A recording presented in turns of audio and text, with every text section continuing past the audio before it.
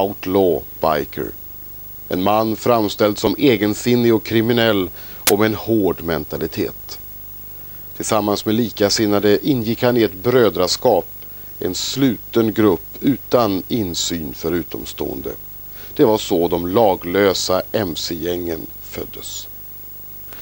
Ett svenskt team åkte till USA i samband med firandet av Hollisters 50-årsjubileum för att träffa några av de här männen.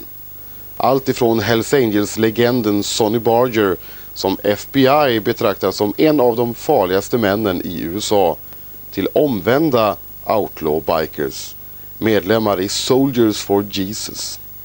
Under mötena fick vi höra om deras värderingar, deras syn på sig själva och naturligtvis om deras motorcyklar. There was one fella, his name was Dink. He was in the Navy, and yeah, Dink. Yeah, remember Dink?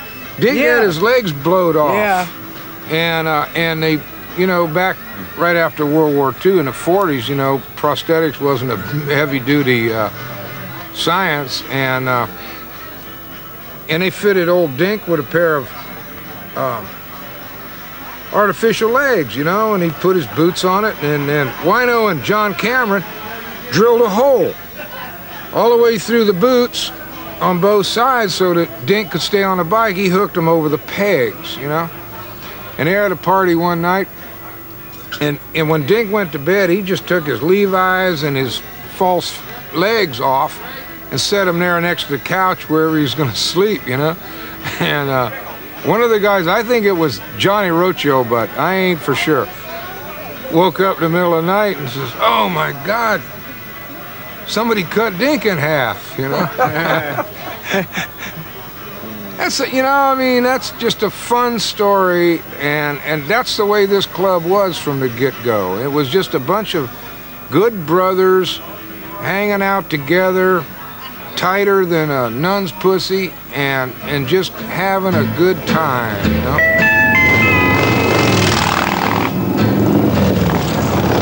Everybody belongs to a clan of some kind, you know, from the days of the caveman right up till now. Everybody belongs to something. Yeah, that's right. And our bag just happens to be riding sickles, you know. And I've been riding 25 years roughly after I come back from Vietnam. You know, I got heavy into it. And one of the things about belonging to a club, you can travel anywhere in the United States or in the world in some cases, and you can go visit somebody, get showed around town, have a good time, and when they come visit you, it's the same thing all over, you know, and that's why we belong to the groups we belong to, whatever it happens to be. How you doing? Talk to this guy. My brother right here. New York, we're going out to New York, man. Picture on the fence. 7 days, 7 long days, and a little sliding in between. Most of us are old enough to either have been in Vietnam or been there during the era, and we wear a patch. All the Vietnam veterans and era veterans in the club wear a patch in memory of the 58,044 people, although I think it's up to 58 people now, who died in Vietnam. This was our war. Like World War II was the booze fighters, and the original 13 Rebels' war was World War II. Well, our war was the Vietnam War. So this is a tribute to brothers that can't ride anymore because they're gone now.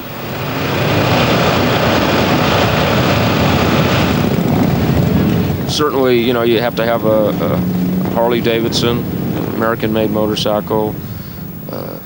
You know, you have to fit into the ideals of the particular group that you know, you're going to join. I mean, you know, I don't want to get into specifics, but you know, it's a long process, and if you're not ready to commit yourself for life, I wouldn't waste your time. It takes a special breed of man to be a booze fighter. You know, our founding father told us, you know, hey, people are going to come and they're going to go, and you're going to see after an amount of time, you know, what they're really about. These guys have stood the test of time. They're still fighting to keep true to what our beliefs are as a club. These guys have the same beliefs as we do out here. We don't always agree on everything, but we do the best we can and we make things work. You know, you can't walk into a club like the Booze Fighter and say, hey, you know, I want to be a booze fighter. It's not going to happen that way. You got to come around, you got to hang around, and if we don't like you, you ain't going to make it. You got to be the material and the kind of person and have a heart. It's all in here is what makes a booze fighter, you know. It'll be real easy to quit tomorrow and say, hey, you know, this thing's just too damn tough. I can't take it anymore. But days like that. You know, and we have days like that. You know, it's just like a job for us, you know. You go to work and your boss gets on your ass and you want to fucking quit. We can't quit. You know? We can't quit. But we don't call cops either. We don't call cops. You know, we deal with our own shit. I found out that, you know, these were the type of people that I identified with and I felt comfortable around and that I trusted. I found that the people that everyone was so appalled with were people that I could trust and that were men of their word, and they had a lot of honor about them. And I said, you know what, I'm going to make a decision, and the decision I made was, you know, to go into the outlaw world, where I felt more comfortable and I actually felt more safe. Wino Willie Faulkner III. I see him as kind of the inventor of all this shit, really. I mean, he was doing it. I mean, who was doing it before him? The 13 Rebels. Well, he was 13 Rebels, and he was that Yellow Jackets. I mean, he had all of them tattooed on him. You know, for running that gate, his club was pissed at him. So he quit that club, and he started the booze fighter. Yeah. Well, he was born in Fresno, California in 1920. And when World War II came about, Wano got drafted in the Army. Well, he's a pretty smart dude, so he qualified for the Army Air Corps, which turns out wasn't such a good deal. Wino was a gunner in B-17s in the Pacific for the length of the Pacific War.